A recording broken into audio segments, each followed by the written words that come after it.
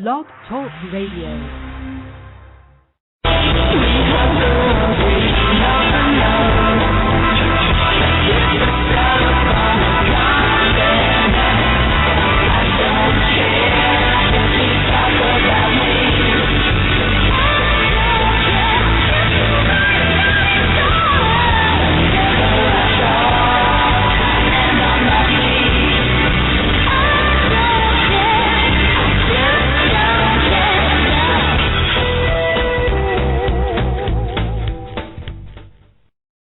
Well, a very good afternoon to you, and welcome to today's episode of Xandermonium, the talk show that gets you talking.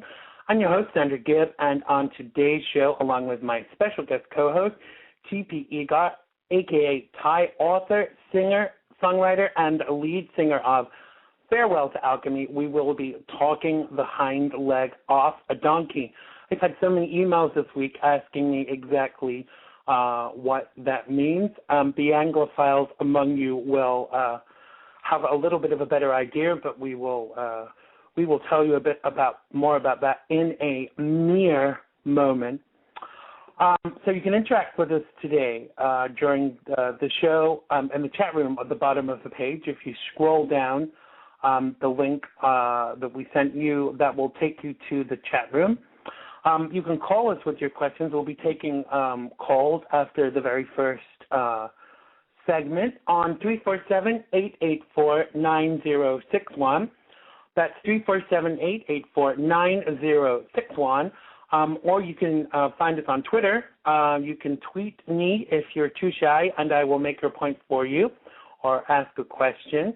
My Twitter handle, as it were, is at Xander Gibb, XanderGibb. That's capital X, capital G. And you can also tweet Ty. And Ty's Twitter handle is at Ty Paul Egar. I'm going to spell that for you. TYHE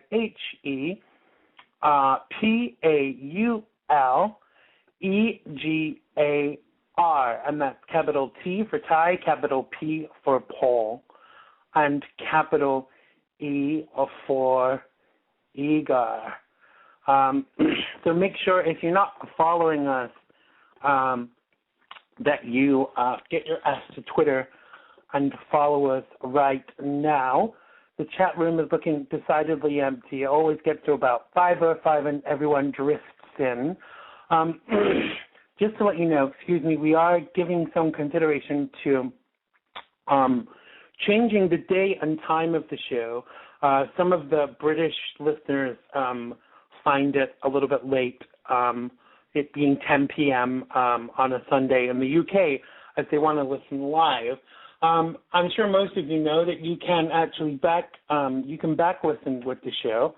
If you go to the show link anytime after the show has occurred, it will let you listen to the show in its entirety after the show has occurred, because it records the show. Now, just waiting for my co-host to call in.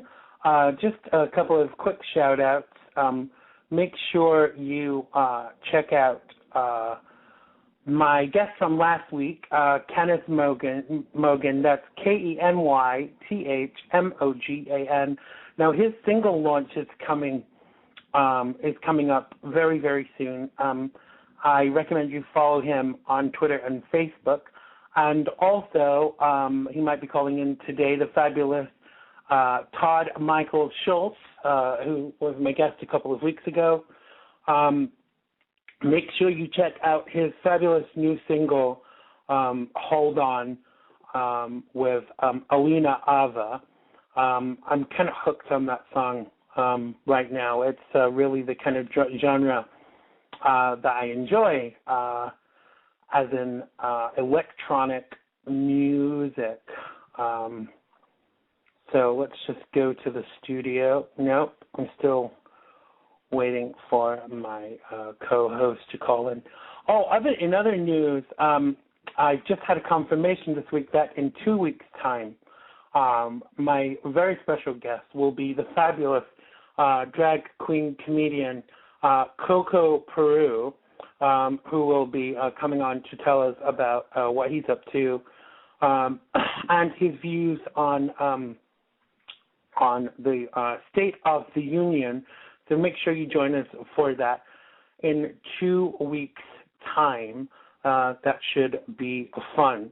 So it looks like my guest co-host is already here and ready to talk the hind leg off a donkey. So without further ado, please welcome my guest co-host for the day, a good friend of mine and of the show, regular guest on Xandermonium. Welcome back to the show, the fabulous TP Egar, a.k.a. Ty. Hi, Ty. How's it going? Hello, I'm here. Sorry about that. It's all right. Random technology always fucks me up and shows me that I'm really just an old fogey that's trying to fit in with all this modern stuff. Exactly. Yeah, I'm so how's it going with you? What kind of weekend have you had? I've had a really domestic weekend. It's not good, really. It's a rock star kind of. I've been marveling at my new Hoover. That's really sad, isn't it? Well, yes and no. What kind of Hoover is it? Is it a Dyson? No, I don't do Dyson. It's a vac. A vac or a vac, like a VAX? VAX, yeah. Right. And is it a wet and dry variety, or is it just a dry variety? Isn't it sad that I know all these things? I'm such an avid gadget. I think at my age, everything's just dry, though. You know what I mean? I just kind of.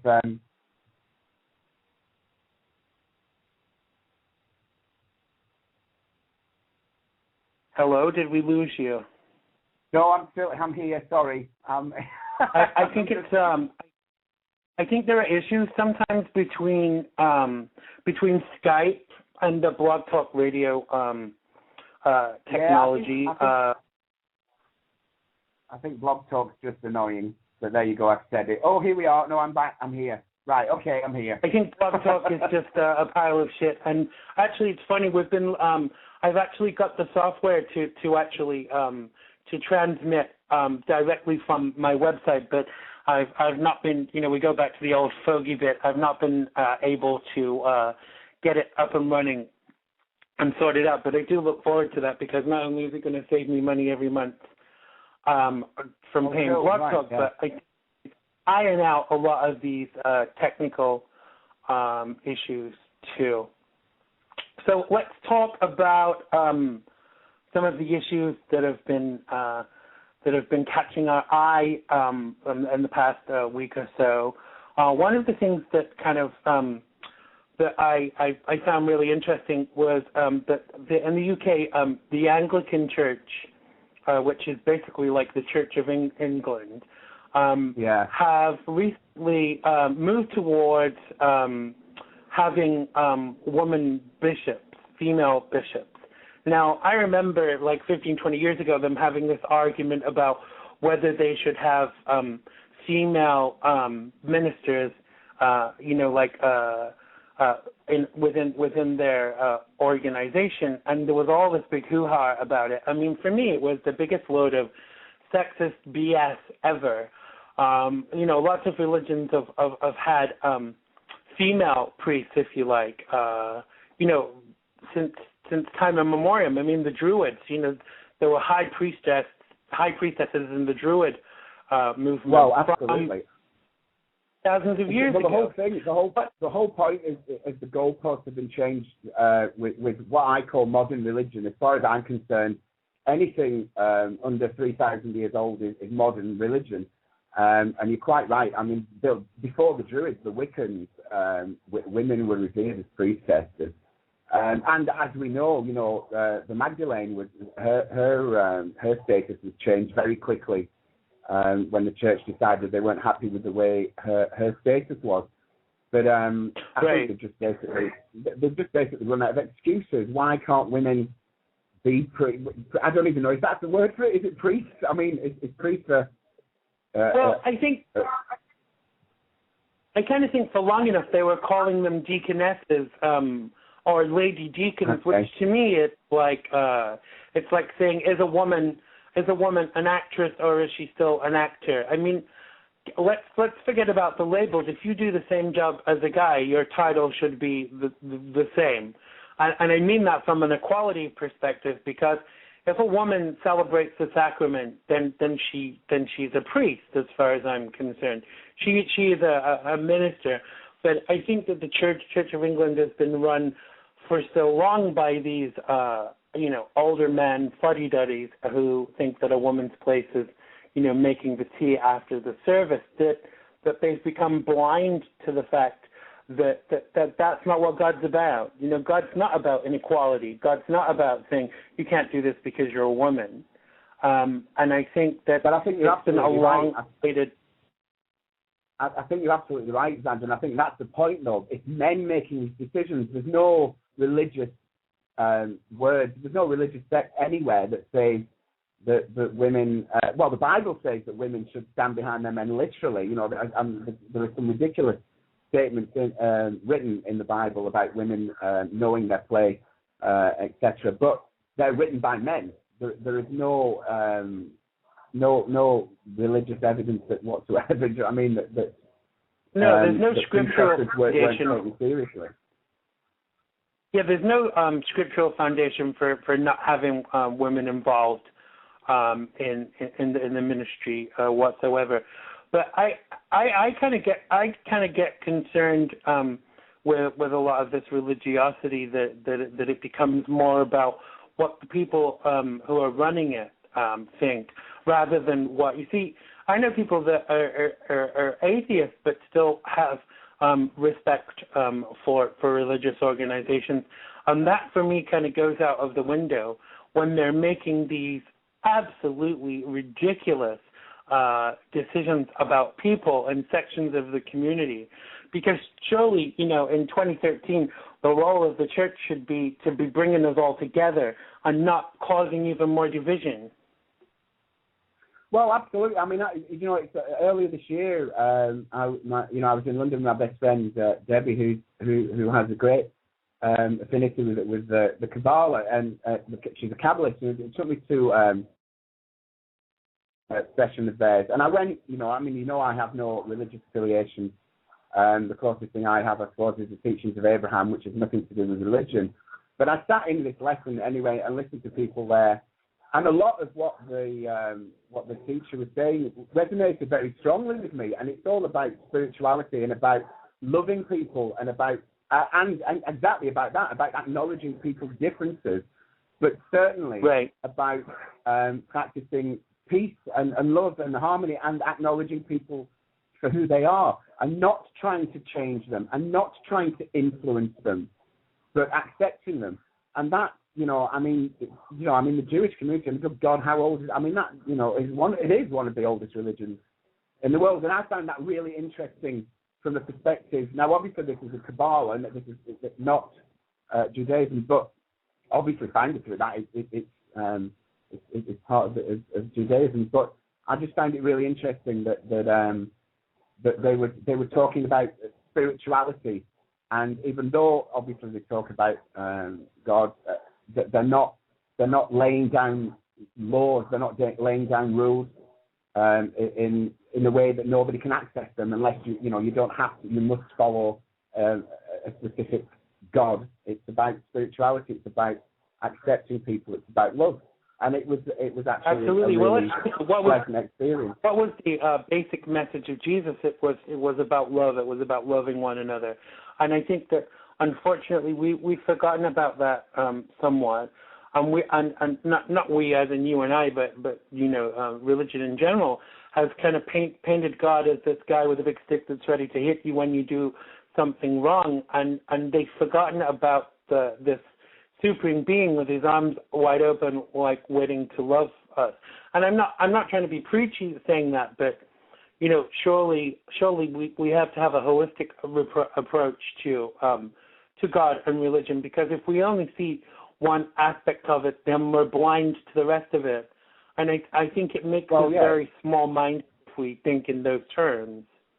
I think for me, for me, religion is a philosophy. I don't give it any name. I mean, I have to be really careful. I'd be a hypocrite if I said anything. I find myself shouting at people when they talk about religion and God.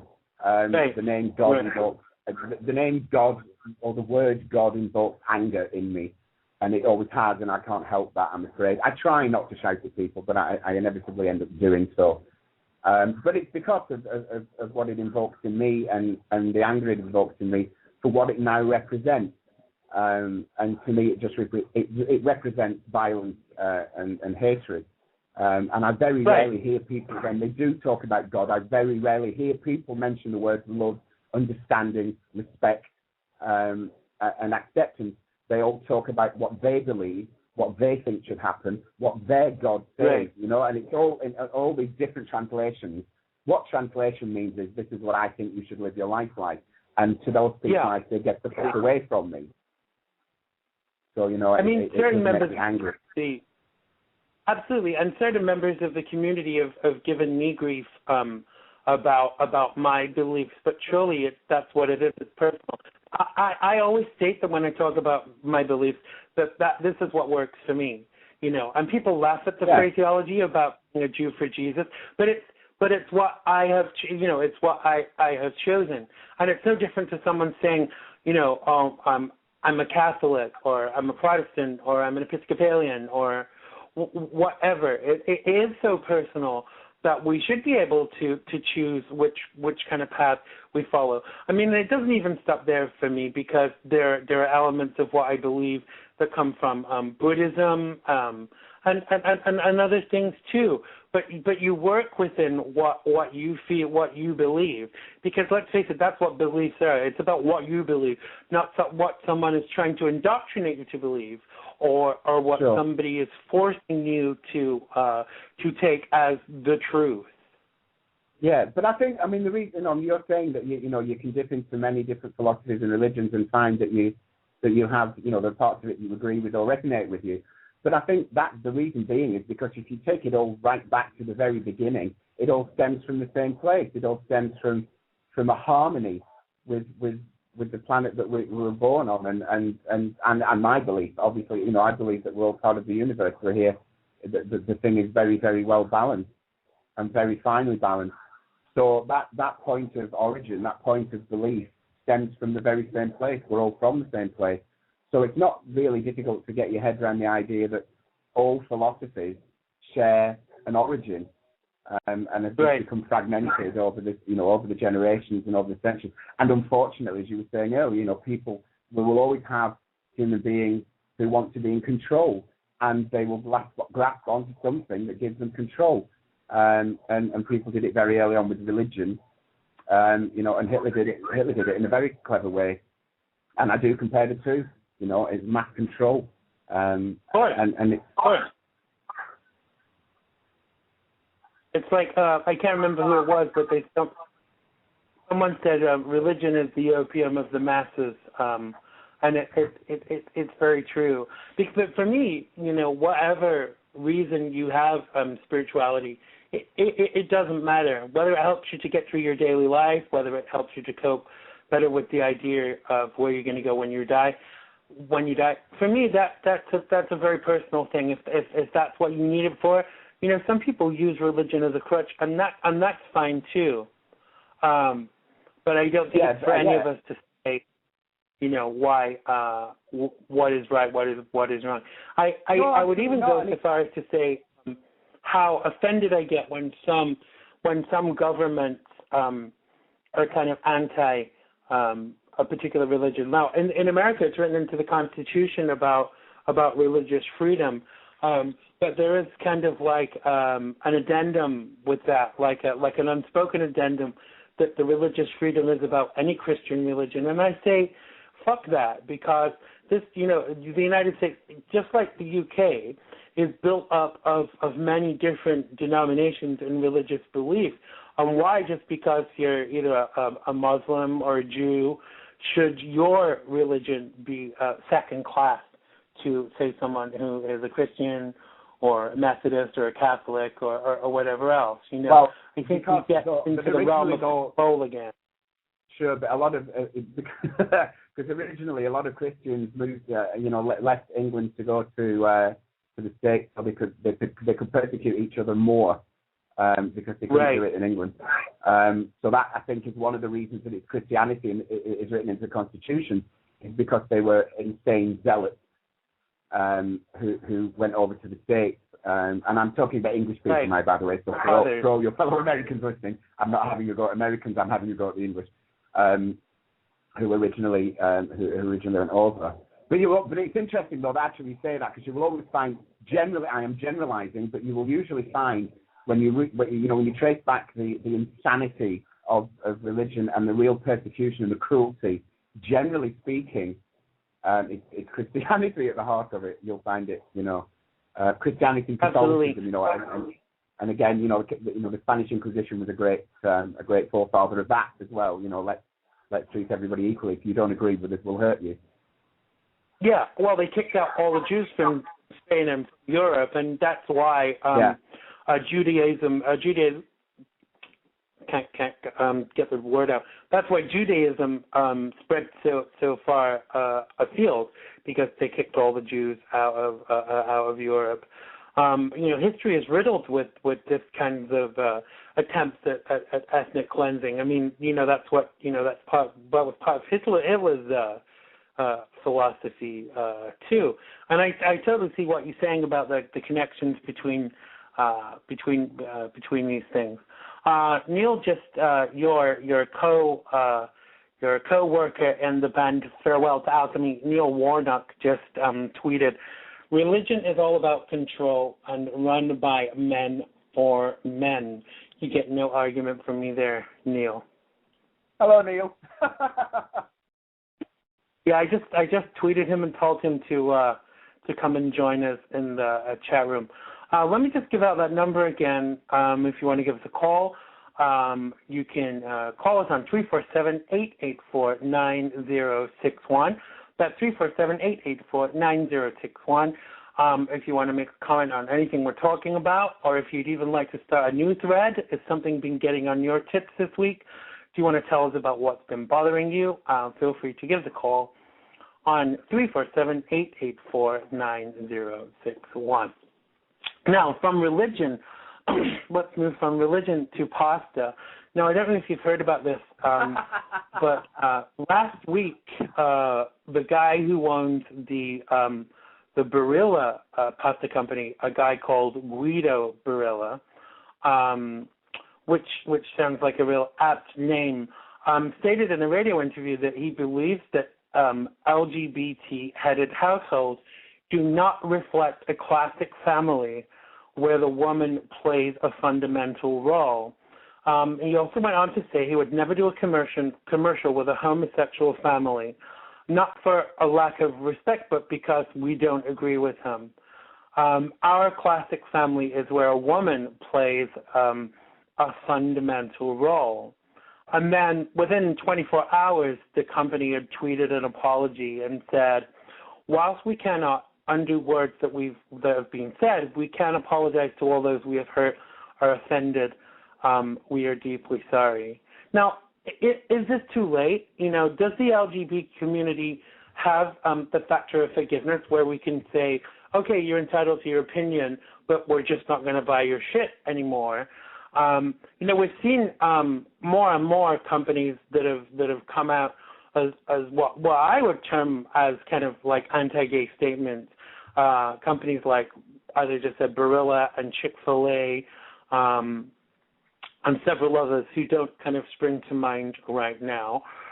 Is it acceptable for companies to make these kind of statements, and do they deserve the backlash that they get?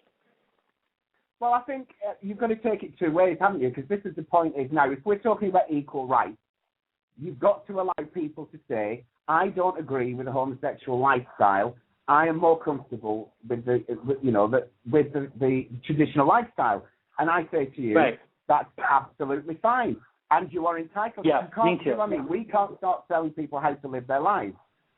But because what we're saying is, you can't tell us how to live our lives.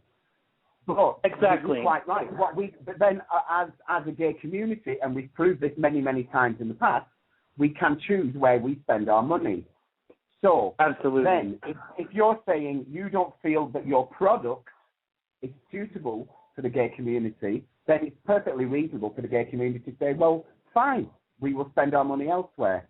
But I don't think we can start saying you have no right to criticize our lifestyle if it doesn't go with your beliefs. Do you know what I mean? Because as we've just been talking about religion, though, I don't agree with the lifestyle of certain other people. But, you know, so what do you do with that? You know, and I don't need pastor anyway, fuck them. Right, absolutely. And for me, there's like the other side of the coin. There was a debate recently where General Mills, the company that makes Cocoa Puffs and things like that, they make cereals, where they had come out in support of gay marriage. Now, some conservatives had responded by that and said that it wasn't right, that it was inappropriate. I mean, do people think that we're stupid? The reason why any company that sells a product will either be pro or anti gay people in the gay community is to improve their sales, whether that be they want to sell to gay people or they want people that are not so pro-gay to support them because they're giving this message. It is all about marketing, and let's face it, there is a ridiculous ideology to cause any kind of divide when you're trying to sell a product. Because let's face it, who cares whether you're gay or straight if to eat pasta or cereal or to purchase any product? Money is money is money. And if gay money is not good enough for you, then more fool you, because the basic business ideology is to have a product and sell that product to whoever. And if you make any kind of distinctions, have you got anyone but yourself to blame when your profits are down? You know. Well, absolutely, and you're quite right. I mean, what is a gay cereal? I have no idea. There's a whole show in itself, isn't it? Phone info. Yeah. But I don't get the differential really. But the idea that a company, you're right. But the interesting question is, how many gay people listening to this are still buying Russian vodka or Russian products? Are we actually going out and checking where those products are being? Really interesting how many fucking products are manufactured in Russia, and the point is, are we doing that, and do we really care? Because again, you're talking about marriage, and again the foundation of it, whatever. Again, it's a pagan thing, stolen by Christianity. So marriage actually had its foundation in paganism, not Christianity. It's got absolutely fuck all to do with religion. It was taken. It was yet another thing adopted by Christian doctrine. So actually, we're not undermining anything. They're undermining my beliefs. But so yeah, as far as gay cereal, please somebody. That's like the Thatcher years. It's illegal to promote homosexuality. Please somebody promote gay cereal. I want to see how that's done. That could be so much fun. Tesco recently, I saw an ad. I didn't get a chance to check it out before the show, Xander. Sorry, but they're selling a gay inflatable friend. And they're advertising it for Halloween. I don't know what that is. Wow. I think that it goes back to what I just said, that whichever way they go with it, it's all about marketing. I mean, I think that there was a clear ideology in the marketing of Chick-fil-A and its response to gay people and gay marriage to actually encourage more people that were anti-gay marriage to actually buy their product. But the byproduct of that kind of behavior is that you will lose money. I mean, I would never buy from Chick-fil-A again. If we've had this conversation before. I remember like 15, 20 years ago when gay carpenters and woodworkers and stuff would advertise in the gay press and say, use us because we're gay. But they were charging 50% more than Joe Straight down the corner. We're not going to do that as the LGBTQ community. We're not going to pay more for a product just but because I think that's always been the same, Xander. If you look at things now that are advertised directly to the gay community, and the products are more expensive simply because they're directed at us. And that's, right. Sometimes that frankly, sometimes that is gay people ripping gay people off. But then on the other hand, straight people rip straight people off.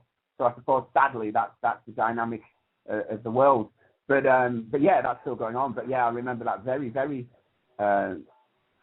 clearly. And it's it's a very sad thing that when we're doing it to ourselves.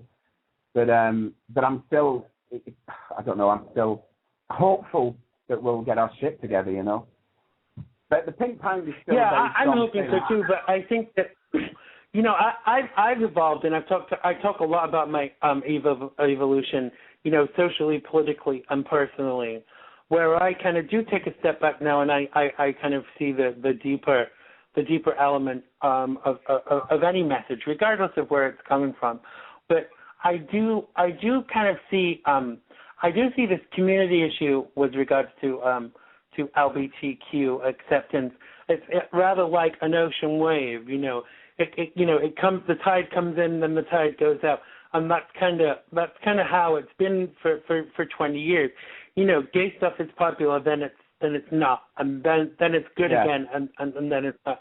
And to me, it's kind of ridiculous, because at the end of the day, I heard someone saying recently, and this kind of pissed me off. And I'm always open to debate with whoever, whatever their point of view might be. The point that was being made was that it's disgusting for gay people to be expecting all these extra rights. I would be the first one to agree with that, but I don't think that gay people are actually asking for extra rights when they're asking for equality. I want the same as you. As a taxpayer, I want exactly the same treatment, benefits, everything else as you. And any gay person that asks for anything over and above that, I'm yet to meet one.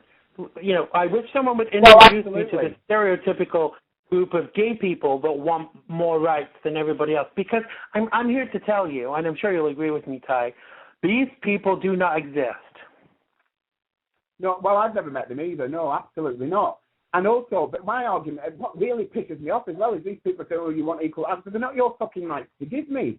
I'm entitled to them. Why am I asking you for them? Get the fuck away from me. You have no right to imprison me in these things, And the rights that you have, and you're right, I always, I don't know if you remember this, but my argument always was, I don't mind living the way you want me to live. Let me pay less tax. I'm happy with that. Absolutely. If you want me to live this way, fine. But why am I paying the same as you to live the same way? Just go, I really don't give a shit. It's not... It is equality now, or give us back our taxes. It is very simplistic. Because you see, this is the thing. Gay people who recognize, people who identify as LGBTQ, lesbian, gay, bisexual, transgender, or questioning. Let's not get into the questioning issue today. But anyone that identifies into that group do not pay less taxes than someone that identifies themselves to be heterosexual. So why the hell should they have any less rights or even any more rights than a heterosexual person? To me, it's ridiculous that we're still arguing this bullshit in 2013. Well, that's the point, though, isn't it? Why are we still arguing this bullshit in 2013? And we'll still be arguing this bullshit in 2014. But we will be, won't we? And it's still, we're good, because they're perpetuating these arguments to continue the sad old argument again. And we're sorry, it's back to the Bible, isn't it? All these are the standards we live by. But thank God, pun intended. Absolutely. People have started reading the Bible and going, hang on a minute, this is a load of shit. You're not living by these standards. I mean, people can always pluck out. You see, people might not know this, but I'm quite a biblical scholar. I used to be involved in organized religion and used to preach and all of these things, and which forced me to actually look at the scriptures, because if you're preaching about certain elements of the Bible, you need to understand the fundamentals of it. And people are always ready to bandy about these ridiculous quotes like "Do not lie with man as one would lie with a woman," and all of this in in order to hold up this kind of anti-gay bullshit. But when you actually look at statements like that in their fullness and what they're about and where they're from, that actual statement was with reference to prostitution and promiscuity, and was not a clear and direct response to homosexuality. Because I don't even think the word homosexual is in the Bible. I mean, that is a 20th century. It's a 20th century word. It didn't exist because we didn't have the word homo sapien. They didn't know what the word homo sapien meant, and do you know what I mean? So you couldn't have the word homosexual. But somebody's going to call in and contradict now, but fuck it. But I'm fairly sure that's where the word comes from. But that's the point. But also it had those ridiculous things as well. You know, if a man lay with a woman who was menstruating, he should be put to death. If a child cursed at their parents, they should be put to death. I mean, talk about population control. There'd only be about 6 people on the fucking planet if everybody genuinely lived by the Bible. Which is the question I would love to pop to the Westboro Baptist Church and ask them, excuse me, could I just point to this, could we just reference this part of the Bible that you're very fond of referencing and seeing how many of you should actually be breathing right now? Because I'm fairly sure not one of you should be. I mean, when I was in England, I sat down with some kind of heads of local churches, you know, Catholic, Jewish, even Jehovah's Witness and things like that. I'm sorry, we kind of bring. You know, I've got it. Xander, sorry, can somebody explain to me what the fuck a Jehovah's Witness is? No, I don't even think they can, to be honest. Right. Maybe we should get my mom and my sister on the show because they're Jehovah's Witnesses. But in essence, you know, when we sat and broke this down about what the Bible actually says about homosexuality, they couldn't back up. You know, anyone can bandy a few scriptures around. And you know, the point that came out, and it was actually a Catholic priest that said this, and it really kind of, I was kind of quite heartened to this guy. He turned around and said, if we consider that homosexuality is sin, and there is actually no grading in sin, you know, like sin is sin is sin. You know, he had me to that point. How can we say that if homosexuality is a sin, it's something that we should highlight more than eating seafood? The Bible says that we shouldn't eat seafood because it's dirty, you know.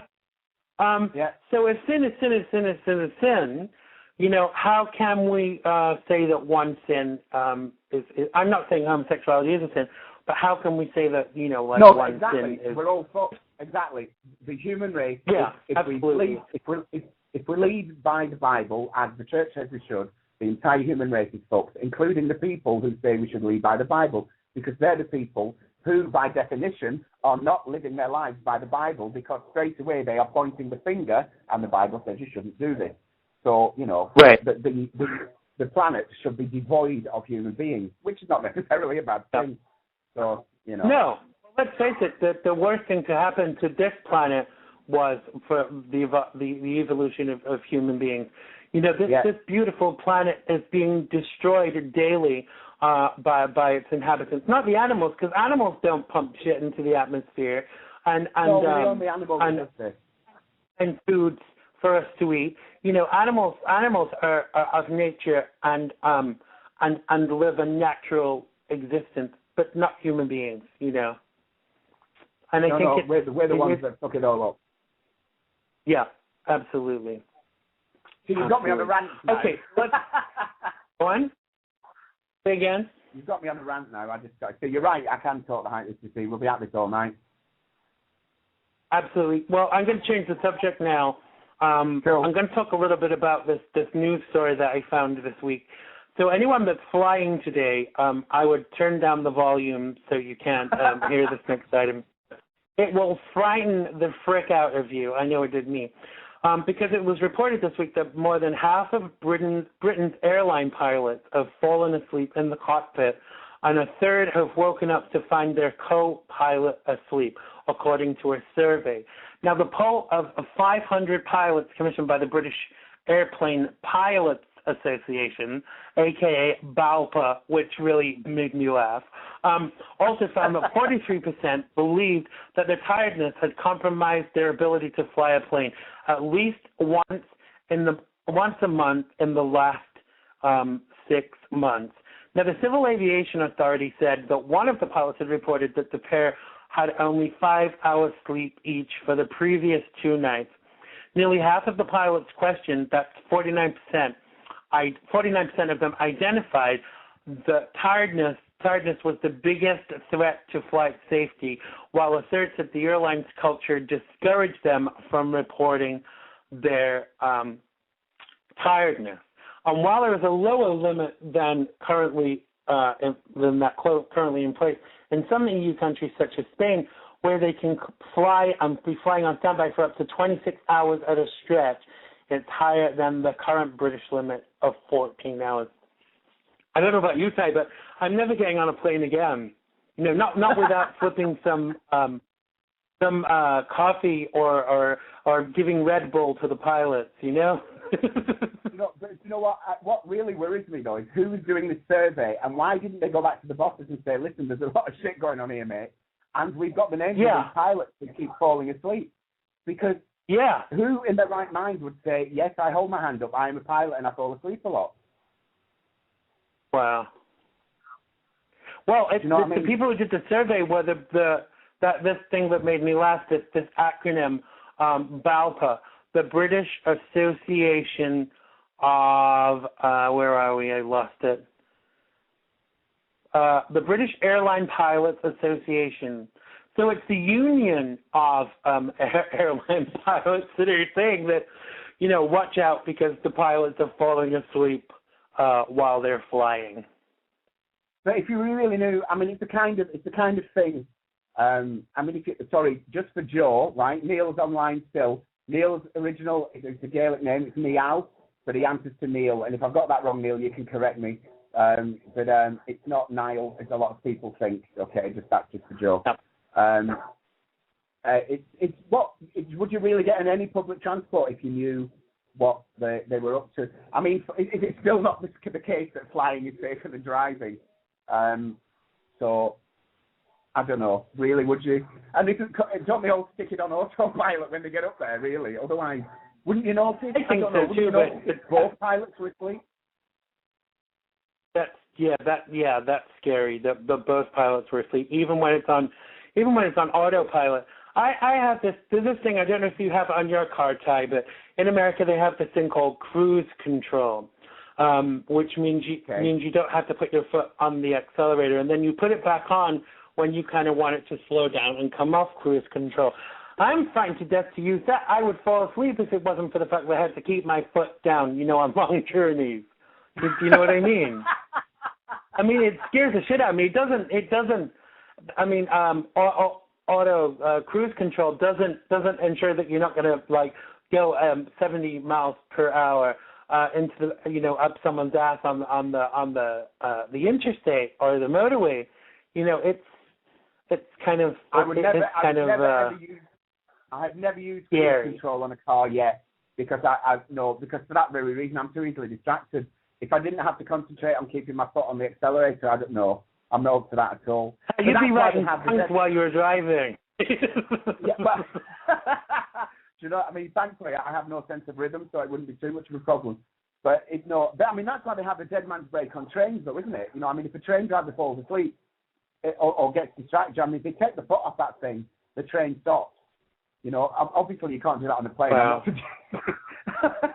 No, you can't stop midair because you would would drop. Well, exactly. Do you know what I'm not really suggesting that Neil, stop telling people things like that. I used to be a bus driver. That's very true. But then again, I didn't fall asleep at the wheel. But I would still get in a plane because if it was that bad, they would just be falling out of the skies, wouldn't they? We'd notice quite quickly. Wait, what kind of? I never knew you used to be a bus driver, and I've known you for 25 years. It's not something I brag about. I was 21 at the time. And yes, Joe, I can just see you. in the bus driver's uniform with your little pink neckerchief. No, I wasn't flying, Tracy. I was driving a bus. It didn't last very long. I did it actually because I just left college and in between whatever, and I just thought I wondered if I could get the license, and it seemed like a good idea at the time, and it's the most mind-numbing job I've ever done. But here's the story for you. On my very final day, I lost the plot completely. And I drove a bus full of people back to the depot, stood up and said, I think you need another driver, and I walked away, never went back. So that was the end of my career as a bus driver. That's not typical of you, though, is it, really? How many times have we gone to do a gig, and we've gone to do a gig together, and we've got halfway through, and it's been such a shit venue that we've said, that's it, we're leaving. Well, yeah, but... I mean, we have worked some poop holes, haven't we? I mean, as in not nice venues, not as in as in asses, but we've worked some pretty crappy venues that we've and dressing rooms. Some of these dressing rooms that we've had to get ready in are like the toilet or the broom cupboard. The closet, the broom. That was what once we were told, wasn't it? It was you and I that turned to the gig and they said, there's a new dressing room, and it literally was a converted closet. And the two of us couldn't get in because we were too big. So, yeah. So, yeah. But didn't we have to... We had to stoop to get ready, didn't we? Because the roof, the ceiling was so small. Yeah. But I think that there are a lot of these venues that we could, especially if the person who used it before you was a drag queen. I mean, you never knew what you were going to find. But again, that's another show altogether. I think the scariest experiences, but actually a new show. Yes, the scariest experience with me was sharing dressing rooms with male strippers. I know there are people out there that think that might be quite fun. It was disgusting. So yeah, there we go. Yeah, that is kind of like, actually, we should write a book about it because, I know that certain venues in London that we've done when we've gone to do a charity event or whatever, and there's a stripper banging his penis on the sink to get the blood in there and get hard. It's like you're putting makeup on and you end up with this big line across your face. But let's never do that again. Those were the days. Something else that really intrigued me in the news this week, I don't know if you heard about it, but the Chinese doctor that built a nose on a man's forehead. Did you hear about that? This Chinese surgeon, he constructed a nose out of a man's rib cartilage and implanted it under the skin of his forehead to prepare it for transplant. And it's probably the first operation of its kind. Now, I'm not very good with pronouncing some Asian names, but here we'll go. His name is Guo Zihui, a Fujian Medical University Union Hospital in China's southeastern province of Fujian. Spent 9 months cultivating the graft for a 22-year-old man whose nose was damaged. Now, I've seen them grow ears on a mouse, but a nose on someone's forehead out of cartilage from their rib cage. I mean, this is miraculous. But wasn't it another doctor that said, I think I read, wasn't it, that said, why didn't he just grow his nose on his nose? Right? Why did he grow it on his forehead? Absolutely. I'm a little bit confused. I mean, why we're amazing and if you were ever in need of a nose, this is obviously the guy to call. But I don't really understand why he chose his forehead to grow it on. I mean, nobody knows that until you need a nose, I guess. Ha. But I just thought it was amazing. I saw this thing a few years ago. It was a documentary where this guy had lost his ear and he just had a little bit of earlobe left. And from the bit of earlobe, they managed to grow that I'll tell you what it was. It wasn't that. It was that someone had died and they cut the person who just died, they cut the ear off, transplanted it onto a mouse, onto the back of a mouse, and the ear survived so that they could transplant it onto a human. I mean, it's like... And what's that shit about? It's just amazing. What was that shit about? Why didn't they just put it back on the human? This poor fucking mouse wandering around with an ear on its back. I mean, seriously. I mean, do you know what I mean? Maybe it's so that Gay New York talks what was the worry to there, talk about on their show. But what was the worry there? We'll just pop this on the mouse just in case it gets rejected by the human. This human ear. I think that maybe maybe the recipient was not in the same place as the donor, and so in order to keep the ear alive, they put it on the mouse. Well, you know what I mean? That's outrageous, frankly. I mean, well, did they go into some stem cells? No, they didn't, did they? I thought we weren't allowed to. I don't know. I remember the mouse with the ear on its back. But I do remember the mouse with the ear on its back, but it just kind of. It makes me angry as well. These things make me angry this week. I've been very angry this week, apparently. But I just don't. Tell me what you've been angry about this. What is particularly just the human race pissed in you general, off? Xander. Just things in general have made me really angry. Charities have made me really angry this week, actually. I've noticed the United Kingdom, Great Britain, England, whatever. No, Britain. We're not England, are we? Sorry. Whatever the fuck we are, anyway. We have Paul O'Grady, the Red Cross, doing a commercial to donate money for families in the UK because children are starving in the UK. Right. And our government are sending millions and millions of pounds to other countries in the world. Now, don't get me wrong. I'm not saying that we should let people suffer in the rest of the world. I'm not saying that for a second. No. But we have a government who are putting people out of work. They're pushing people below the poverty line more and more and more every day. We have children starving in our own country, and we're being asked for more money. And it just made me really angry. And Comic Relief here, £800 million since it started. And they're still asking us for more money, and things haven't been sorted out. And it pisses me off. Why are things not being sorted out? Why are we still fucking asking people for money? Why are these governments not being pushed? Why is our government still fucking about? And I'm not talking particular government. I think that with some charities, I won't be involved with some charities, and I'll give you a couple of examples. For instance, I won't be involved with the Salvation Army. I won't buy from them. I won't give to them because they have an anti-gay agenda. They won't. They openly say they won't help gay people. So for me, any organization that claims to be Christian and won't help certain sections of the community. And I remember. Do you remember a few years ago? I can't remember whether you had been asked to be involved too, but I know I'd been asked to be involved in this gay charity down in Brighton. And I said, yeah, I'm not going to mention their name, but I said, yeah. Let me take a look at your books, and I'll see what I think. And they refused to let me see their books. They said it was confidential. Yeah. Now, why would I attach my name to a charity that wouldn't let me see what was going on with their finances? Because to me, when you attach yourself to a charity and there are dodgy things going on financially, you become associated with that bullshit, you know. Absolutely. Actually, Joe, I'm just looking at Joe's comment as well, it's quicker for me to speak. The Salvation Army think there's somewhere in their doctrine that you can shoot homosexuals, it's acceptable to save them.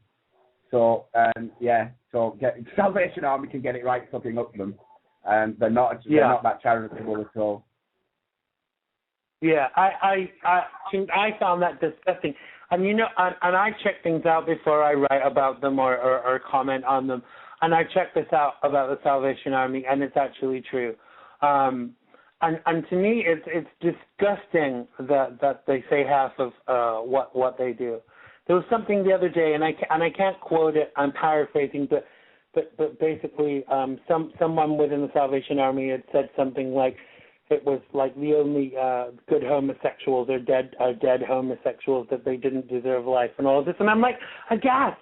You know, if I'd said that about another section of the community, and I'm not going to name one because I'll get hundreds of messages asking me if I'm anti that. I'm not anti anybody. The only people that I am anti is bigots, racists, homophobes, and discriminators. But I think most of us are. You know, we should not be subject to bigoted opinions like this.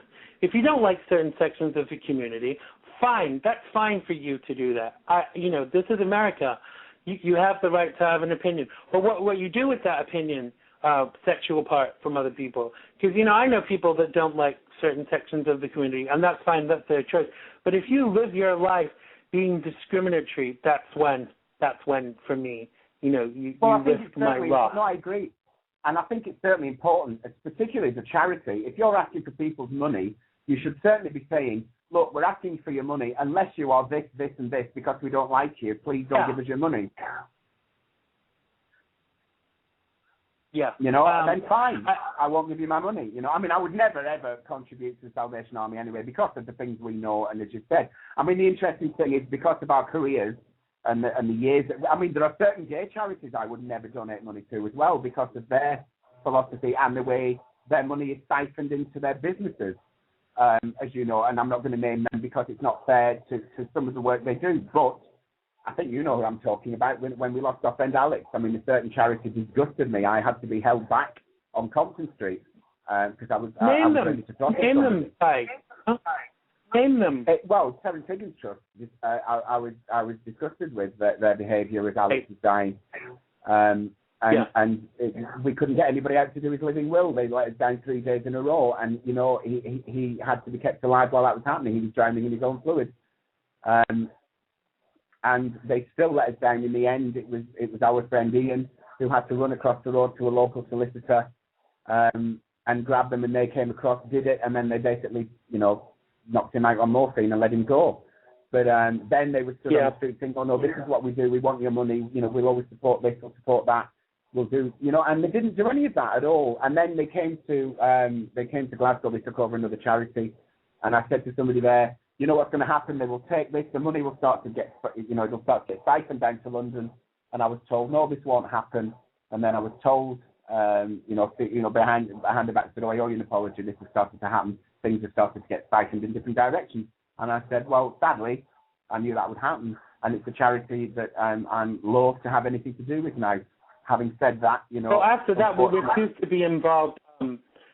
But for those of you who don't know, Ty and I used to work together a lot and on the cabaret circuit in the UK. And we used to do a lot of charity fundraising for various charities. But it actually got to the point where we wouldn't work for the Terence Higgins Trust because of their, not just because of what they'd done to our friend, but there was just so much about them that was not good. The service they were providing at the time, I hope they've got better, but you know what, frankly, I doubt it. I really do. I haven't seen any evidence of it.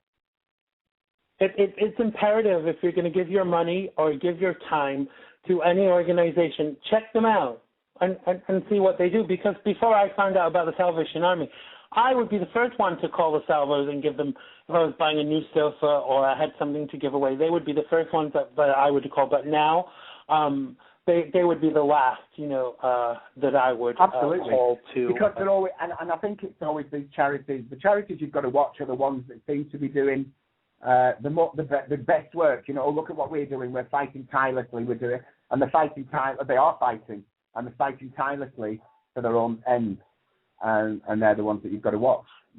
But then, the other thing about charity that makes me angry, to go back to that as well. We have charities here to save children. Why, the NSBCC we have here, which is to save children, from cruelty and torture, basically, but in our own country. And again, I say, why do we have this? Why should it be necessary that we have to protect children with a charity? Why is our government not doing this? We have social services, obviously, the same as you have child protective services, but they're overwhelmed the same as yours. But why are they overwhelmed? When when the government says we're putting people out of work and we haven't got the money for this, we haven't got money for this. Oh, but wait, we'll send £50 million to this other country. It makes me really fucking angry. And the job I do, we work with. I'm not going to go into the job I do for various reasons. But the job I do, I work anyway. We work with children, or we work with organisations that work with children, and it's terrifying sometimes to hear what goes on and see how they're treated, and that that there's a charity taking care of this, and it shouldn't be the case. No, absolutely. And my grandmother used to say, charity begins at home, but unfortunately not anymore. Yeah, I'm sure that there are lots of worthwhile charities in other countries that really need help. But surely we should make sure we're all right in our own country before we go off sending all this money to charities for elsewhere. Because the other thing that bothers me about charities is where I want to know the percentage of what goes where and why for each dollar that I give. And I want at least 80% of each dollar, at least 80 cents from every dollar, because let's face it, there are costs, there are administrative costs, et cetera, et cetera. But when the chairman of a charity is getting thousands and thousands per year to run that charity, to me, the emphasis is all wrong. You know, Ty, I want to ask you something because this is really imperative. Of all the charity work that we've done, and I'm not saying this for us to blow our own trumpets, but how many times did we actually get paid? Or how many times did we even get something to eat or expenses or, money for a cab or any of those? We never charged anybody any of that. We never took a penny for anything. Absolutely. That's the whole ideology of charity. And I think that when people are making profit. I was is actually asking, watching Comic Relief this time, and it actually upset a lot of people. What the government did here really upset a lot of people. But then the question was asked, what did they do? There were a lot of, well, they donated £16 million. The Comic Relief had raised £16 million for something, and the government matched it. And the climate here, same as you, I mean, is terrible here at the minute. And as I say, there are children starving in this country, literally.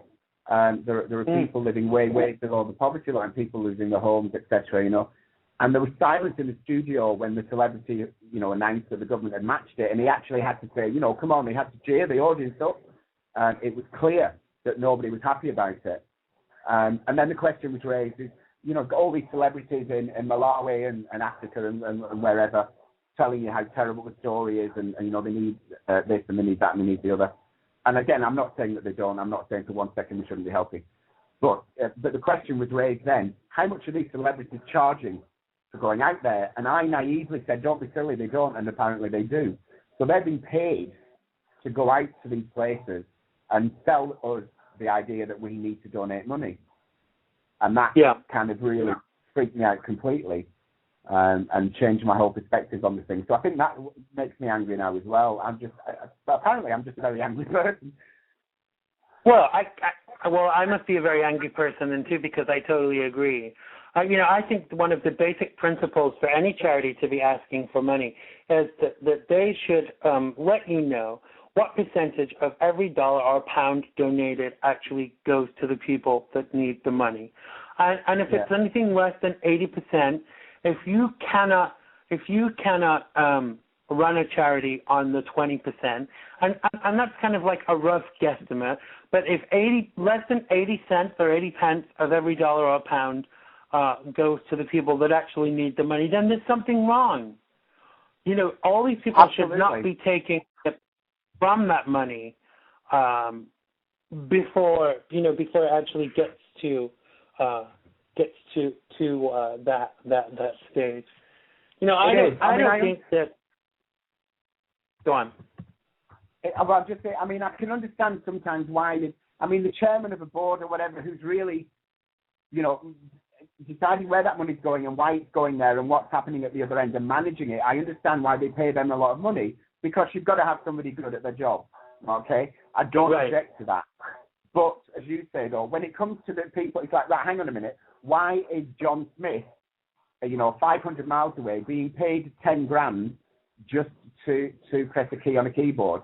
Because they're keeping him sweet for some reason. No, get the fuck rid of him. So it's people like that, and it's the people, things like I said, it doesn't cost $10,000 for a toilet seat. It's shit like that. No, absolutely. I think that it's a valuable lesson that we all should be looking at the charities that we help. But the other thing that kind of jumps out at me from this, both in Britain and the USA, there are people that are living way below the poverty line. And the thing is that the minimum wage has not gone up in line with inflation for the past 20 No. years. I mean, the minimum wage should be, £20, $20 per hour plus if it had actually gone up in line with the rate of inflation, but it hasn't. And the unfortunate thing that the ruling classes don't see that. Do you remember the experiment a few years ago? I can't even remember what the MP's name was. He was like the equivalent of a senator, what we would call a senator over here, a member of parliament in the UK, went and lived for 2 weeks in a bedsit on benefits. Anyone could do it for 2 weeks. They kept their credit cards. They didn't take cards off them. I could do it for 2 weeks. Anyone could do it for 2 weeks. But if you've got to do that constantly for years and years and years on end, it takes its toll. And also a byproduct of this, and this is a big bugbear of mine. In the UK, the social medicine, I know some people have to pay a percentage of their health care costs. I don't think that that's unfair, but it should be a sliding scale as to how much you can afford to pay. But when you live in this country, all health care is privatized. Unless you get health care in with your job, most people cannot afford to do it. And the Obama administration is the first administration who have ever got off their ass and said, right, okay, let's sort this out to try and make it better for people. And he's come under so much fire for trying to do this. Now, for me, this is the thing about Obamacare, and this is a sidestep from what we were talking about, but it's still connected. This is the thing for me. Obamacare is a work in progress. Yes, it's not perfect, but no other administration in U.S. history has got off its ass and actually put together some kind of affordable health care package. And they're the first ones to do it. And so what if it's not perfect? Obviously, there's a need for it, or they wouldn't have even started it, because there's so many people that can't afford to go to the doctor. You're talking $100 to see a doctor, $50 per item for prescription meds. And that's an approximation. But for me, it's a big. I'm the first one to criticize Obama. I'm very pro-Obama before anybody thinks that I'm not. But I'm critical of some of these policies and some of these ideologies. But I actually think that Obamacare should be given a go because there are so many people out there that need socialized medicine. And for all the conservatives out there that are criticizing it, what I'm yet to see is an alternative plan from the GOP, from the Republicans, as to a better way to do it. It's time for put up or shut up. And what they've done now is they've said that they'll close down the government if they don't get X, Y, and Z, and if Obamacare is not canceled. So the Republicans are holding a knife to the throat of the American people to get their own way. That is the most unpatriotic thing I've ever heard in my life. And I'm disgusted. And quite often I'm disgusted with the Democrats too. Both sides fuck it up more often than not. But when you hold a knife to the country's throat and say that you'll close down the government for a period of time, which means that all people like doctors, ambulances, fire crews, all of these people don't get paid for that period because it's closed down. That, to me, is the most unconscionable, unconstitutional BS, because he's actually trying to do something here. And it might not be perfect, but at least he's trying. Well, absolutely. But then don't we all, I mean, the thing is, as well, we have to kind of look at, as a people, we have to kind of look. We have to sit and look and say, hang on a minute, when did it happen that we became the slaves of our government? Because the problem is we all sit back and say, well, I can't do anything about that. And we can. Because I just sound ridiculous, but we are the people. We are the people that vote. But this is the problem. How many people don't vote? How many people in America don't have passports? How many people in the UK don't vote? It's a very, very low percentage of people in the UK that get off their arses and go out and vote. And the problem is, because we have the same shit here, we really only have two main parties, which are the same as you guys, is really, the Democrats and the Republicans, which is always Labour and Conservative. And they do exactly the same to each other. They just blame each other for as long as they're in power, but they both fuck things up while they're in power. And unfortunately, from what I see as an onlooker in the States, is you get somebody doing great, you get a Democrat in the White House, does a lot of good, not perfect, I'm not saying that for 1 second, but obviously I would be a Democrat if I was over there, but they do a lot of good, and then people panic or whatever, and they vote the Republicans back in, and you get some maniac like Bush in, who devastates you, and then people kind of say, oh, we're fucked up, let's get the Democrats back in, and then when you get the Democrats back in, people aren't happy, and they go back to the Republic, and it just goes round and round and round in circles. But we allow people to treat us like this. We allow the Democrats to be able to sort out 8 years of shit in 4, and that's not possible. No, absolutely, and I'm not suggesting it is. But we need, as a people, to pay attention to what we're doing, and we don't. We just kind of listen at the last 5 minutes, and then react. And the idea, it's always freaked me out. The idea that people in America, can actually die because they don't have the money to pay for health care is terrifying. Right. And it always terrifies me. There used to be this like urban myth in the UK that if you went to America and if you got in an accident and an ambulance came and you didn't have the right insurance, that they would leave you by the side of the road. That's not true. They can't do that. But you can end up losing your house and everything you've got, your savings. Do you know what I mean? To pay a bill. Here, in Scotland, in Scotland, people don't even pay for their prescriptions. They're free. Right. In the UK, you still pay for your prescriptions. In England, you still pay for your prescriptions, but in Scotland, they're free. But it's just the idea, Xander, that exactly you could lose your home or over your health. That's surely, out of everything we've talked about tonight, one basic human right should be that you have the right to health care. You have the right to be well, and your without a doubt. And as human beings, that's what we should be doing. We should be caring for each other. We should not be looking across the street and allowing somebody to die because they don't have the money in their pocket to pay for a pill. And also, by the way, that's actually happening here now. There are drugs that are on the market now that could slow down the process of things like breast cancer, and women are being denied it because they're too expensive for the national health, and if they can't afford to pay for them privately, tough. So it's starting to happen here. Right. I think that America and the United Kingdom kind of mirror one another in lots of ways. And I think that politically they mirror one another. What you were saying about the Democrats are in for a period of time because they don't manage to sort out all the mistakes that have been caused by the previous incumbent. In a 4-year period, they normally don't get the chance to do it for 8. I was surprised that Obama got in again.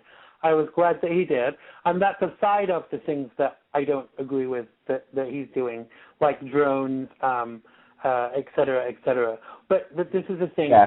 If you support a party and you support every single thing that they stand for, to me that is a major concern. Because your party that you support, you should be the first one to criticize their inabilities. Absolutely. It goes without saying. I was the same as you. I was surprised that Obama got back in. I was very pleased, but I was surprised because I really thought, he'd messed up, or they finally got the gun to his head. But I was very pleased that he was back in. Right. Joe just pointed out in the chat room. He said, "Can you even imagine a President Romney?" I have to say, if Romney had got in, just about, because let's face it, we all vote predominantly or primarily on the points of someone's agenda that affect us. And even just what Romney was going to do to gay rights was going to set back LGBTQ rights 35 years, if not more, just what he was Really? planning to do. Now, if he'd have got in, now you know how much I love living here, Ty. I would have moved back to England if he had got in. I would have come back to London. I would have come back to London and gone and lived on an island somewhere, you know, like Isle of Man or somewhere out of the way. But there is no freaking way I can live in an America that doesn't accommodate the rights of all, because that's what it's built on. That's the foundation of it. It's set in stone. The Constitution is written to protect everybody. You know, the Constitution is kind of like the Bible. You know, a lot of people will come along and take snippets of it and want to say, oh, well, this is the way that it's supposed to be. You know, rather than looking at the whole document. You know, it's imperative that when people vote, they vote according to their conscience, you know? And unfortunately, go on. I'm kind of looking at, I was just looking at what George said there and said she's moved to Canada. I always thought Canada was way ahead anyway, as far as gay rights went, certainly. It is. They've always been far ahead of everybody. Yeah. Yeah, absolutely. They are. They have, they're part of the North American continent, but they have a totally different ideology to the United States. And I'll tell you what I think part of the problem is, and I'll probably get poo-pooed for saying this, but America has a capitalist ideology. It's mostly about money. And when you make it all about money, people become of secondary importance. Yeah. Oh, well, absolutely. You know, money is important because you need it to survive. But when money becomes more important than people, you know. But isn't it interesting to say that, Xander? I'm talking to a friend not too long ago, and we say that, you know, the money makes the world and we need money to survive. But when you think about it, money doesn't exist. It's an illusion. It's just a piece of paper that says it's worth something, but it's actually an illusion. It doesn't exist. Right. Absolutely. Yeah. I mean, let's face it. All this that about America and the UK being in debt, it's all just figures in a computer, because it's not that they that they actually owe like $10 bills. It's all you know down. It's all what's down on paper. It's all what's down on a computer somewhere. But I think the scary thing is that we've forgotten what it's all about. I don't mean you and I, but I just mean, you know, the royal you and I have forgotten what it's all about, and it's not about people anymore. And that makes me very sad, because we don't have the same values anymore. You know, I remember my grandmother used to say, "Oh, it's not like it was, and it's not this, and it's not that." And I used to think, yeah, whatever, you know. But I kind of see what she meant now, because the world has changed so much that it's kind of unrecognizable. And the scary thing is that we just become like drones and don't do anything about it. Like, even for instance, take for instance the GMO issue, you know, genetically modified organisms. The fact that we are accepting those in our society, that already 20 years on from these started to be used by farmers, that there's an increase in illness and cancers and things like that. And they're saying, oh, no, it's not linked to that thing. The scary thing about genetically altered anything, once you've genetically altered something, you cannot take it back. So that's it. It's out there forever. You can't. I was quite pleased to find out that there's a company here called Trader Joe's, and I love their products. You know, I get there as often as I can. And although all of their food is not organic, it's all guaranteed to be non-GMO. I mean, how long is that going to last? You know, most farmers now are totally GMO because they lose less crops that way. You know, they're like super crops. You know, but some of these GMOs are cut with human DNA. So effectively, what we're doing is we're eating people, which sounds ridiculous. I know. That's Soylent Green, isn't it? Sorry? That's Soylent Green. Do you not remember the movie? What was it? Steve McQueen? I do. Newman? I do. Yeah. So, you know. Yeah. But then, you know, cannibalism, is that not the natural step?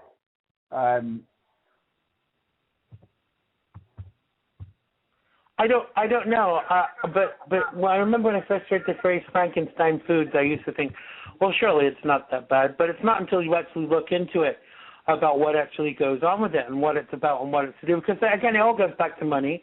They did all of these things because they wanted to ensure the crop every time and wanted to ensure, bigger, brighter fruits, vegetables, and all of these things. And it's damn scary. It really is damn scary. There's no wonder we have the level of illness that we have nowadays because of all the shit that we pump into our body. It's well, absolutely. But then again, interestingly, we were talking earlier about the difference in prices of things, and organic food is more expensive than normal shelf food, and there's no reason really for that to be. Cause it's cheaper for the farmers to organically than it is to buy the products anyway. So, what are you going to do? I'll tell you what you're going to do. I'm hoping to move at some point. I'm going to get my own place. I'm going to buy a place, and I'm going to grow all of my own stuff from non-GMO seeds and also non-GMO soil. So the only way to do it is to grow your own. That's really funny. Just as I was saying it, Neil wrote that too. I'm planning to be on tour for the rest of my life. What? I'm planning to be on tour for the rest of my life. I'm just going to live in hotels in my pants. Joe just asked, is California that doesn't make labels show GMO? Yeah, I think it is, Joe, just California. But I think everywhere should have to show whether it's GMO. It is kind of a it is a concern. But in the future, I will be growing my own food. Farmer Xander. Well, you know what, Ty? What I'd like to do, we're kind of time is moving on and stuff, but what I'd like to do is to talk a little bit about about your concert, your debut concert. I know the videos have just gone up on YouTube, but before we do that, what I would like to do, if you're cool with it, I'd like to play one of your songs for people so they can have a little listen. I'm going to play. Well, no, I know you didn't. There's a couple of things that you don't know about that are going to happen today, but there'll be a stripper knocking on your door in about 5 minutes. No, not really. I'm going to play my favorite song by Farewell to Alchemy. Can you guess what it is? Can you guess what the song is? All right, well, this is Gravity by Farewell to Alchemy. And it goes a little bit like this, and then we'll chat more about what's been going on.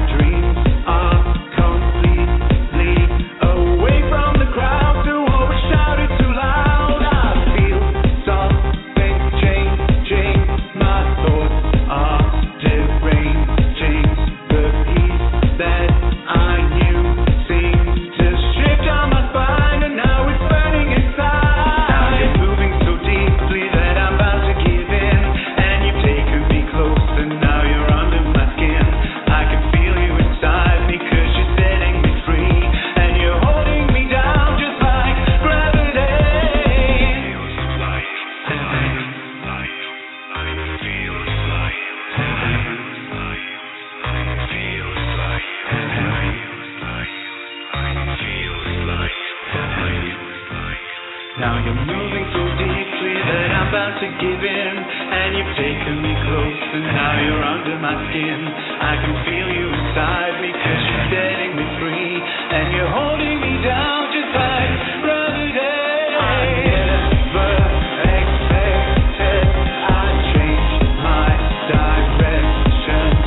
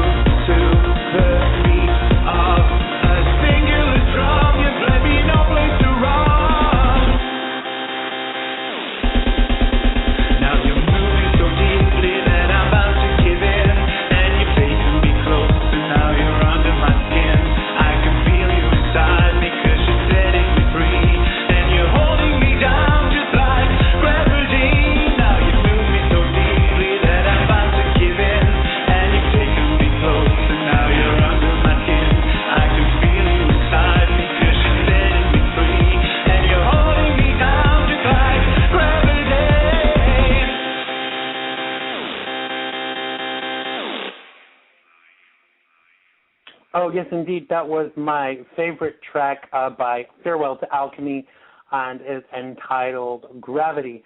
So tell us the name of your album, Ty, and tell people where they can buy a copy. The album's called The 92 Code, and it's on iTunes and Amazon at the moment. So yeah, it's been out for, how long has it been out for now? Nearly 2 months, I think. I lose track of time. But as you said... So you recently, you did like a debut concert with all of the tracks that you recorded at Cuddy's Theatre in Glasgow. Now, I recently saw some of the videos from that, which you did in partnership with, what are they called? Roland, is that right? Roland, yeah. Oh, I have to mention as well, it's also available on Spotify, so you don't have to rush and buy it. If you want to listen to it first, you can listen to it on Spotify as well. Yeah, Roland, we used some of their equipment. They are still around. They're on the scene in the background at the moment. We're sorting that out because what we're doing, we're putting the band together at the moment, which is really exciting, actually. It's all come together very quickly. I'm in a meeting on Wednesday with the lovely Ryan Griffin, who, if people check out the videos on YouTube, you'll see him, our drummer. He's the eye candy of the band. He's the pretty one. Yeah, can you get me his number? He's quite cute. But I hear he's not gay. No, he's not gay, sadly, no. Which Neil was very disappointed about as well. I'll draft Neil up on that. What a waste. Well, Neil just said, yeah. So I'm sorry. Yeah. No, I'm meeting him on Wednesday to talk about him joining because he's interested in becoming a full-time member, which would be really cool. And we've already got the keyboard player, Simon Cook. He was the cinematographer. He's the guy that took all the video. He's going to be our keyboard player. He's definitely on board. So, when in doubt, always get your cinematographer to join the band. Very good news. Definitely. And finally, my lovely writing partner Neil is joining the band live. He's going to get up on stage with me with guitar. So we're getting that all organised, and then once we're ready then to perform live, then we are going to hit the streets. So yeah, we're going to then we'll be a bit bigger noise, and then Roland we will get back on board with, and we'll start reading about a tour. We'll start reading about live performances then. Absolutely. We look forward to you touring in the U.S. and definitely doing a New York We'll date. definitely talk to you, yeah. As soon you are first on our list, Xander, definitely. And of course, what we're doing at the minute as well, Neil and I are going to soon start writing the second album, material for the second album. And I've already asked you that there's a track that I'm going to write. Well, I'm going to leave lyrics for you. We're going to co-write, and I want you on the second album with Brilliant. me. So there's that. So. Can't wait to work with you guys. I'm really looking forward to that. So tell us what kind of response have you had from the videos? Because for me, what the videos actually do is, I've heard all of the songs. I love all the songs. Obviously, I love some more than others. You always get your favorites on an album. But for me, what the videos have done is kind of given us a look into your image and your performance, et cetera, et cetera. What kind of response have you had to the videos? It's been quite interesting. Actually, it's been interesting to see which songs have been the most popular as far as visually. Because the gig, I think initially it was kind of what I'd call a boutique gig. It was a small gig in a really beautiful venue. And the particular song which I told you about, actually, Fire, about the serial killers, is the one that's got the most hits. And it's become kind of the most popular, and it's becoming one of the most popular songs on the album. But I think, it's been interesting to see people's reactions because they've heard the music, and if they don't know me and they don't know what I look like, they've been quite surprised. And it's been a different reaction because they were expecting a goth, and I'm not a goth. So not that there's anything wrong with goth. I mean, occasionally I can be goth, but I wasn't for the gig, and I deliberately didn't want to be that for the gig. So it's been really cool. Yeah, it's been really good, interesting reactions. He can be whatever you want him to be. Go on. No, I just said I said you can be whatever they want you to be. Well, absolutely. Go on. People. But you know how I've been. I mean, I've always been the same on stage, Andy. You know, people. I can either deal with me or they can't. They either get me or they don't. But it really. I know it sounds trite, but it's true. What you see is what you get. I never know how I'm going to be on stage until I step onto stage. So it was a really. I was really laid back. It was really nice. It was a really nice atmosphere. I was really relaxed, and it went really well. It was really well received. So I think that comes across in the video. And Simon, who filmed it, had the cameras really well positioned. And the song One Track Mind, which is our filthy song basically. It's our sex song, but it's the one Neil mixed into a really fantastic dance track. I mean, it's a real club mix track, I think. It's the strongest kind of dance track on the album. Now, either I'm super gay or I just see things that are not actually there, but I actually counted 6 crotch shots in one video. Is there any significance to that? Were they trying to highlight how big your penis looks in the pants you were wearing? You know, where does that come from? I couldn't possibly comment, Xander. I just fill my trousers well. What can I say? But as far as the camera shot, moving swiftly on. Now, we're coming to the point in the show. Did you say you were straight? You know, we can be sued for libel on this show. So Simon is straight. Oh, Simon's straight. I thought you were saying you were straight. Yeah. Okay, go. No one would believe that girl. So we're getting to the part of the show now, Ty, that always stumps you. We're going to play a game. But don't worry, it's quite a funny game. We're going to play. What is it? I want to know, just before we play this game, what is Neil on tonight? Is he drunk or what? He's being super frisky. He's saying maybe Simon is gay. No, but again, that's a different show. Neil's just Neil's happy these days. What can I tell you? He's happy in his work, shall we just say? You know when Neil's sleeping when he comes to New York, don't you? All right. So moving swiftly on. Enough of my frivolity. We're going to play a game called Quick Fire Questions. So what I want you to do is I want you to say the first thing that comes into your head that relates to the question. And we have our team of psychologists and psychiatrists on hand to analyze your reactions because your answers say a lot about you. My head. Okay, right. So which Golden Girl do you associate with? The Arthur. Yeah, so we're saying Dorothy. Oh, Dorothy. Yeah, okay, Dorothy. All right, chicken or fish? Chicken. Madonna and Gaga are drowning. You have one lifebelt to spare. Who gets it? Who? Sorry, say that again.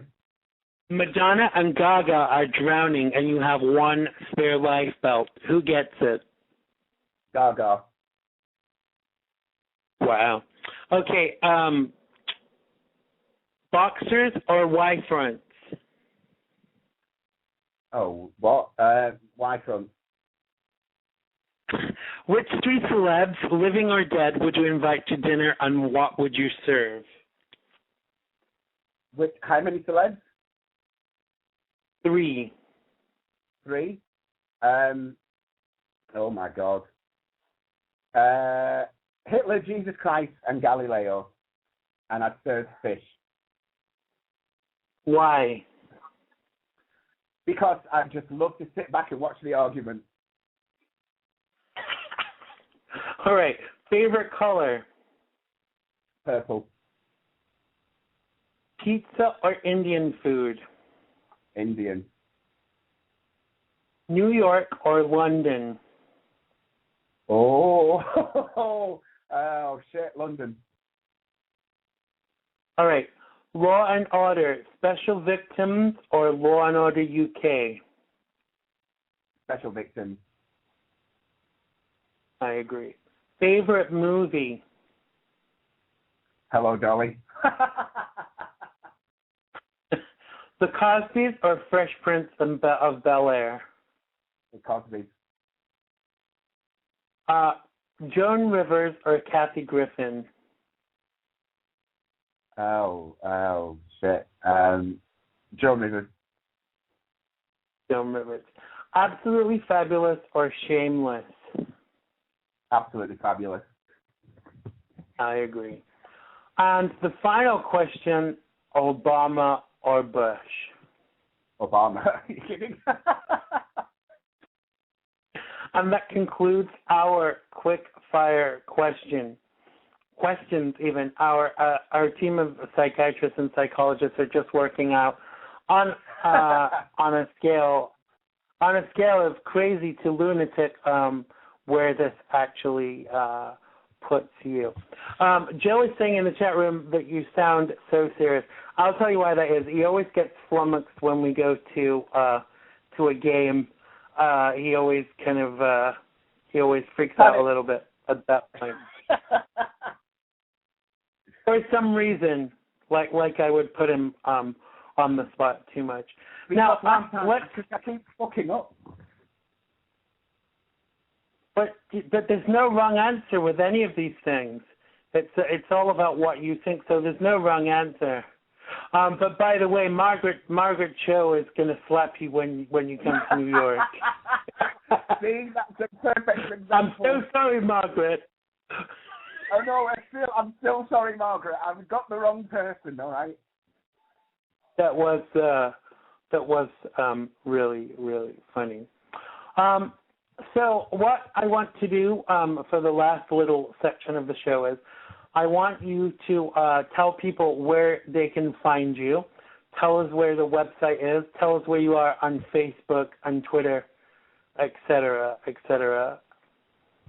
Well, the website at the minute is actually under construction, but eventually it will be farewelltoalchemy.com, which is a real easy one. But don't bother just yet, as I say, that's under construction.